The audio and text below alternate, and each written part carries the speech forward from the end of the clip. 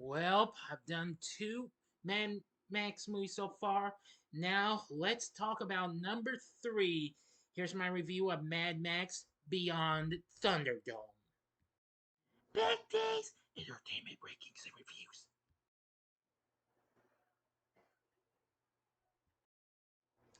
So, greetings, my fellow YouTubers, and welcome to Big D's Entertainment Rankings and Reviews. My name is Doyle, better known to you as the Big D, and this time around, I bring to you a review of the 1985 post-apocalyptic dystopian action flick, Mad Max Beyond Thunderdome, aka Mad Max 3, released by Warner Brothers for Roadshow Film Distributors and the Candy Miller Production Company. Directed by George Miller and George Ogilvy from A Story Miller co-wrote with Terry Hayes.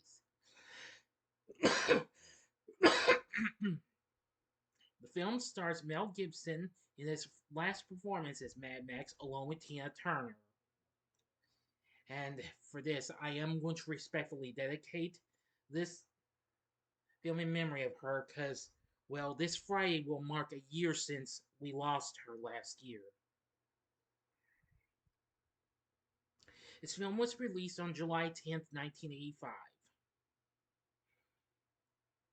in Australia, but then, of course, it got released in the US and Canada. Anyway, now before I get started, if you haven't seen my reviews of the first two films, click on that card. It'll take you to my new Mad Max playlist in case you might have missed the first two films or if you'd like to see them again.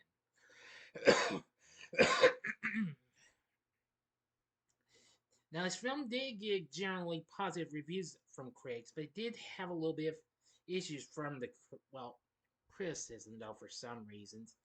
And this was the only film in the franchise to ever get a PG-13 rating and not an R rating like its predecessors, or its fourth film released 30, not 20, I mean 30 years later, excuse me. The world is a post-apocalyptic wasteland caused by ecocide and a nuclear war over resources. In Australia, Mac Rokitansky is crossing the desert in a motor vehicle pulled by camels. The airborne bandit Jedediah and his young son attack him and steal his vehicle, and Max follows Jedediah's trail to a trading post called Bartertown. Initially refused entry because he has nothing to trade, he impresses the local officials with his toughness and the founder and ruler of the town, anti-entity. Sorry again. Who offers to resupply him if he completes a task. Auntie explains that Bartown's precious energy comes from a subterranean refinery called Underworld that turns pig feces into methane. The refinery is run by a resourceful dwarf called Master, who rides around on Blaster, his giant bodyguard. Master Blaster has begun to challenge Auntie for control of Bartertown, and she wants Max to kill Blaster so she can easily subvert Master to her will. Max infiltrates Underworld to size up Master Blaster and befriends Pig Killer, a convict sentenced to work there for slaughtering a pig to feed his children. When Master Blaster learns his newly acquired vehicle belonged to Max, he forces Max to disarm a booby trap. In doing so, Max sets off his alarm and discovers that Blaster is hypersensitive to high-pitched noises. Back on the surface, Auntie tells Max that by law, conflicts in Bartertown are resolved by a fight to the death in a gladiatorial arena called Thunderdome. Max publicly accuses Master of stealing his vehicle, and a battle is scheduled against Blaster. The giant dominates until Max blows a bosun's whistle, which makes Blaster grab his head in pain. Max knocks Blaster's helmet off and prepares to kill him, but relents upon seeing that Blaster has an intellectual disability. Max reveals Auntie's plot, and Master threatens to shut down the refinery so Auntie has Blaster killed. She is then able to terrorize Master into keeping the refinery running. For breaking a deal, Max is bound, placed on a horse, and sent to the wasteland, or Gulag. His punishment determined by the spin of a wheel. When the horse collapses from exhaustion, Max frees himself and continues on foot until he also collapses. A warrior girl called Savannah Nix finds Max near death and hauls him back to her home, an oasis called Planet Earth. Earth, ERF, populated by a primitive tribe of teenagers and children. The children are descended from survivors of a crashed Boeing 747, some of whom left to seek help and never returned. They believe Max is the pilot, Captain Walker, come to fix the aeroplane and fly them to the fabled Tomorrow land. Max denies he is Walker and insists there is no longer any civilization like that in their stories. Disillusioned, a group of teenagers and children led by Savannah wants to attempt the journey to Bartertown, but Max stops them and has them tied up, saying everyone should go on living in the oasis. During the night, the separatists escape. Max agrees to bring them back, taking a few members of the tribe along, but both parties are in bad shape by the time he catches up. Out of supplies, Max is forced to lead the contingent back to Bartertown. Now for the final act and the ending. As always, you know the procedure. You have 5 seconds to stop this video right now. Go to the description box below, fast forward to the time below. As I start the countdown now, if you've seen the movie already, please continue. Okay, you've been warned. The combined group sneaks into Underworld and, with Pig Killer's help, frees Master and escapes in a modified truck down some train tracks, destroying the refinery and most of Bartertown in the process.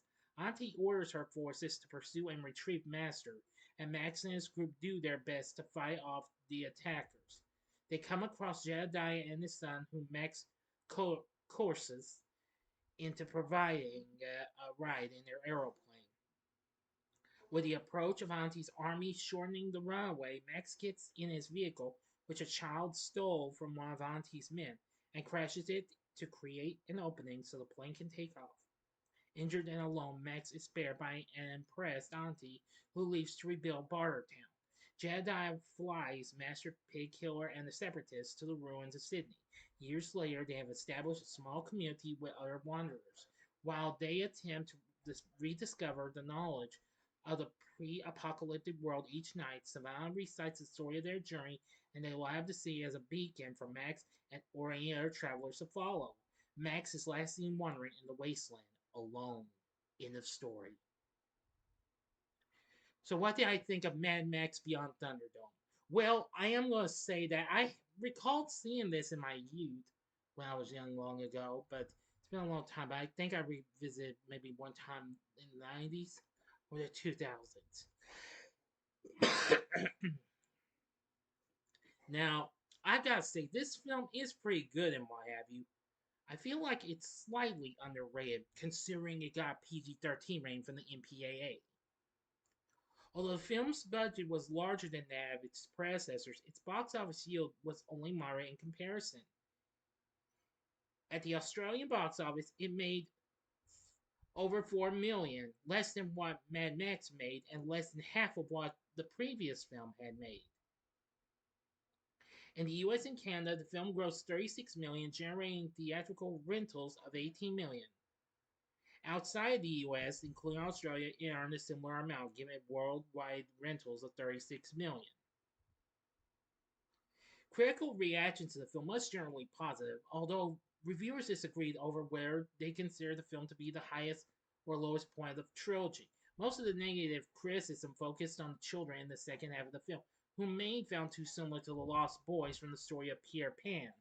Well, factually, that's true, but I don't think of them much as Lost Boys, to be honest.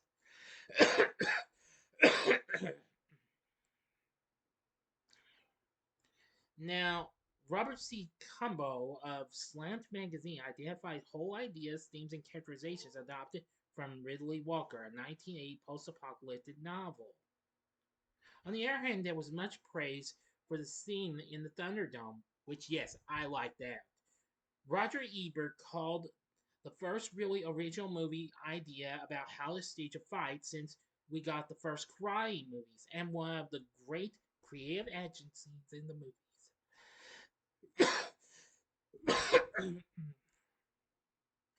Variety wrote that the film opens strong and has good acting for Gibson, Turner, and the children. Some fans of the series have criticized the film for being Hollywoodized and having a lighter tone than its predecessors. The film, however, sits at 81% on Rotten Tomatoes, saying that the film deepens the Mad Max character without sacrificing the amazing vehicle choreography and stunts that made the originals memorable. I agree. But as with the previous installments, Beyond Thunderdome has influenced popular culture in numerous ways. A particular note is the widespread use of the term Thunderdome to describe a contest in which the loser suffers a great hardship. American filmmaker Chris Weitz has cited the film as an influence. Now, I really will give the credit to the direction that George Miller and George Ogilvy had given. The story Miller co-wrote with Terry Hayes ended up being pretty good as well. Maurice Jarre did. I'm not sure if I pronounced that last name correctly. Did the score for the film, which was really good. Yes, he replaced Brian May. There's also, of course, a soundtrack was released on Capitol Records, which of course was Miss Turner's label at the time. Of course, one side had her doing two songs, which were One of the Living, which plays over the opening titles, and the one that became a very big hit for her, We Don't Need Another Hero, plays over the end credits. That song actually went to number one in Canada, number three on the British charts, and number two in Canada, which unfortunately lost to the theme to another popular movie, which was St. Elmo's Fire by John Parr.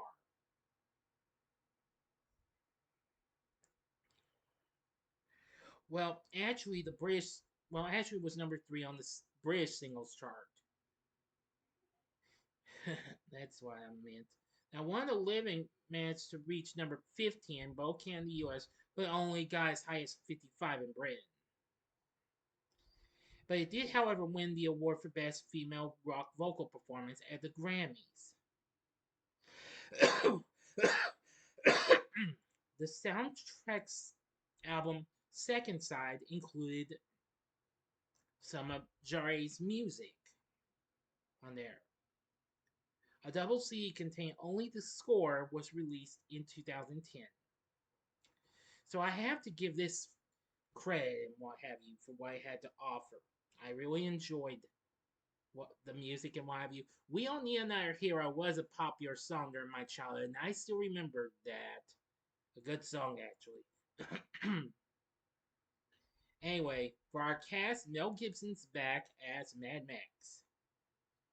He's very good, even though it's his last time to play the character, though. Now, Bruce Spence, well, who had previously played the Gyro Captain in the previous film, plays Jedediah. I must say, a good job. Adam Cockburn played Jedediah Jr., who was very good. Now, we have Tina Turner playing Auntie Entity. I must say, her performance in this was so incredible. I mean, she's a glamorous Amazon-like figure who's like in this like chainmail dress or something like that. Yeah. Anyway, that was really something. We have Robert Grubb as Pig Killer. See Frank Thring as the Collector, who runs Bartertown's Trade and Exchange Network. Angelo Rosito as the Master, a diminutive former engineer who uses technical expertise to build the methane extractor responsible for Bartertown's electricity. And Helen Bidet played Savannah Nix. I liked her performance. There's lots of others and what have you. So, anyway, it has a pretty good cast. I really don't think this is the best of the franchise, but I do feel like this has a lot of nostalgia, though. So anyway, Mad Max Beyond Thunderdome, it's a pretty good sequel. But would I recommend it? I would say, sure, go ahead. I mean, or perhaps give it a one-time watch if you are a hardcore completionist at the Mad Max films.